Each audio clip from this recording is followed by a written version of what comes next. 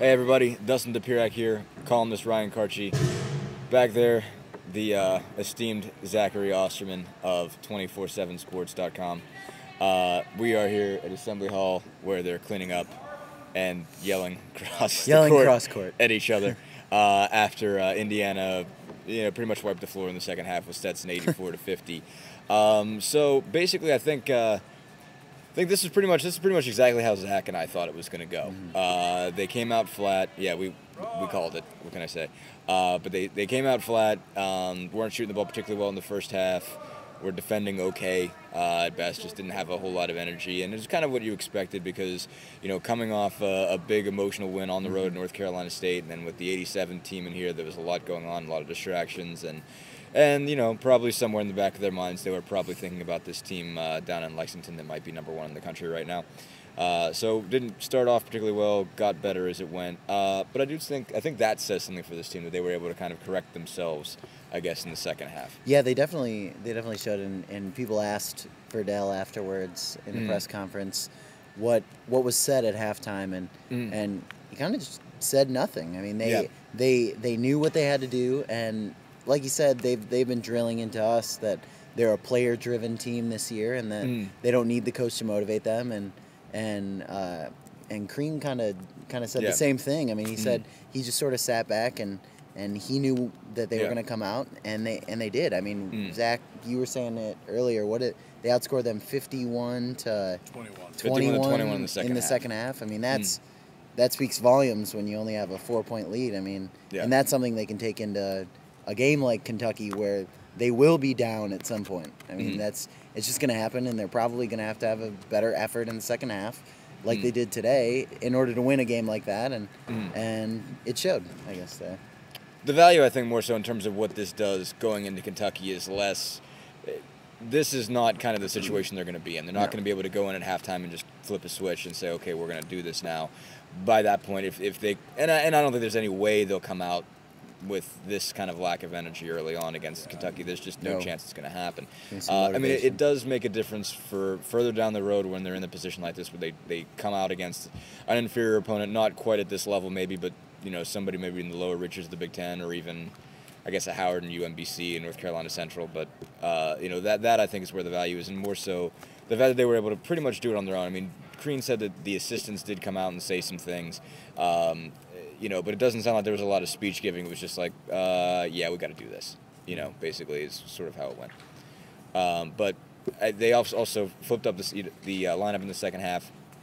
Danny Moore comes out and starts the second half. He had 3 steals in 9 minutes. 9 minutes of play. It seemed like it sparked those guys. I mean, Zach? How did that energy just kind of flip over? I guess when you started to see the way that. Yeah, I mean, I think. I'd almost say it seemed like they just expected it. I mean, you put Danny Moore in, and I guess it's just that you put Danny Moore in, and it never seemed like a gamble. It never seemed like we're gonna put Danny in and hope that he gives us this energy. It was just kind of, it felt like it was assumed. It felt like we're gonna put Danny in, and he's going to give us the energy, and he's gonna get some steals and make some plays, and then we're gonna run away. Yeah, I mean, and I don't know. This team just seems to trust itself more. It seems to respect itself more. Definitely, that's true too. Definitely respects its depth more, if anything. I don't know. I've kind of run out of things to say about these games. I do think over the body of work of some of these non-conference games that really weren't against good competition, I think you still can say Indiana is going to be a very good defensive team this year. If for no other reason than because it seems like that's all they really care about.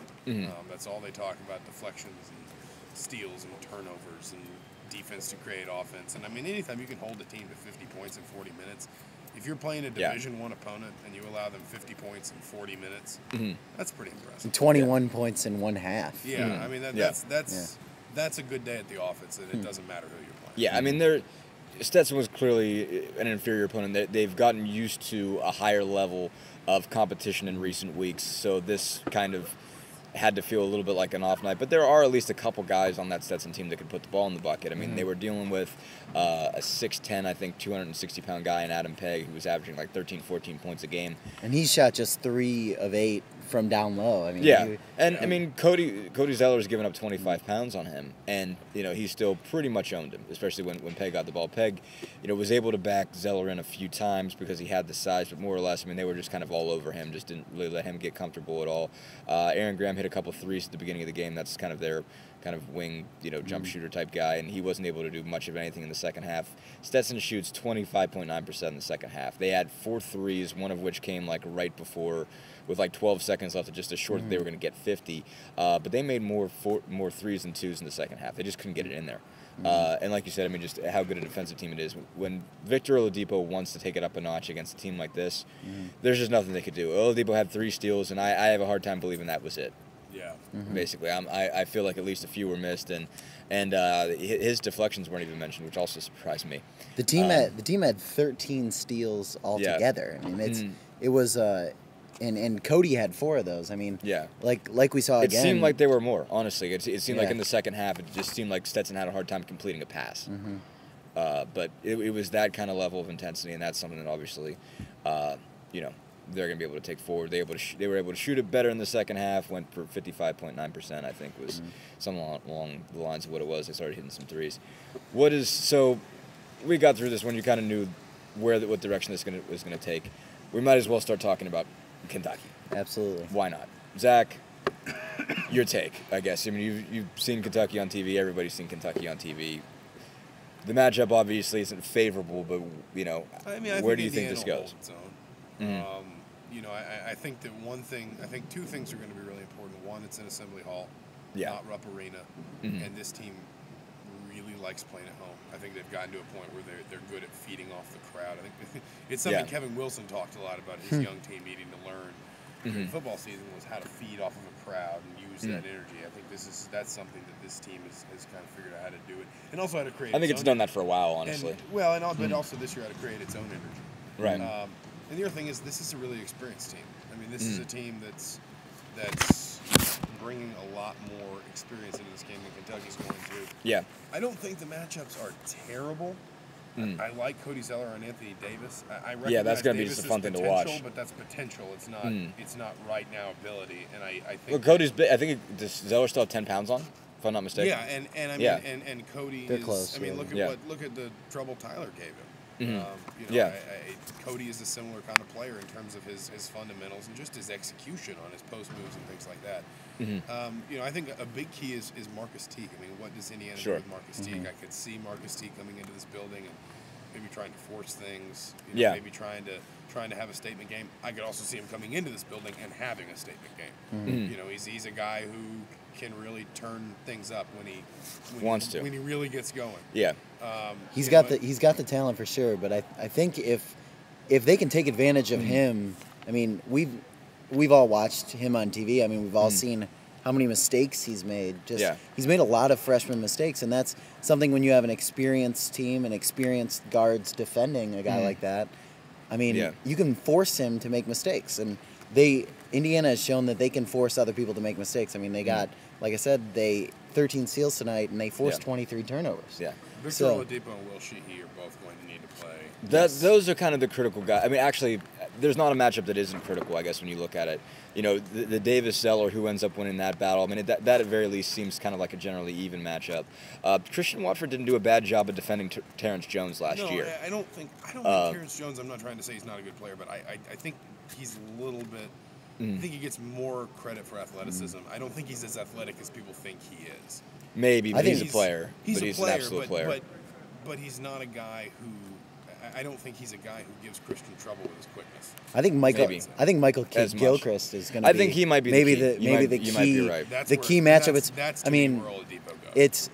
Zach and I talked about this before. He thinks Oladipo will guard him there. I think no matter where you go... There's still Duran Lamb to be concerned about. There's still Duran Lamb, and I mean, whoever's guarding up against Kid Gilchrist, he's 6'8", right? He's 6'7", something 6'7", like that, which is still. He's he's a You big know. guy. He can muscle around in the post, and Mhm. and if it is Oladipo, he's gonna have to kind of get his hands a little dirtier than he has any time in any other matchup this season. So Yeah, no, I mean, basically everyone's got to be playing. That whole entire group's got to be playing really high level because everybody's going to be defending the best player they've seen all season. Yeah. More or less, in every circumstance. I am interested in the Teague thing too, though, because I saw him play in high school, and you've seen moments where he's risen to occasions and moments when he's really fallen. I saw him get beat by a North Central team that was missing Devontae Smith-Rivera. Had to play with pretty much Ronnie Johnson only, who's like recruit number 80 or 90 in this class, and Ronnie pretty much lit him up. So, I don't know. You never know what could happen. Teague could want to make a statement. He could fall off. You never know. Lots of possibilities. Going to be an interesting game. Going to be pretty loud in here. So, anyway, thanks as always, guys. thanks.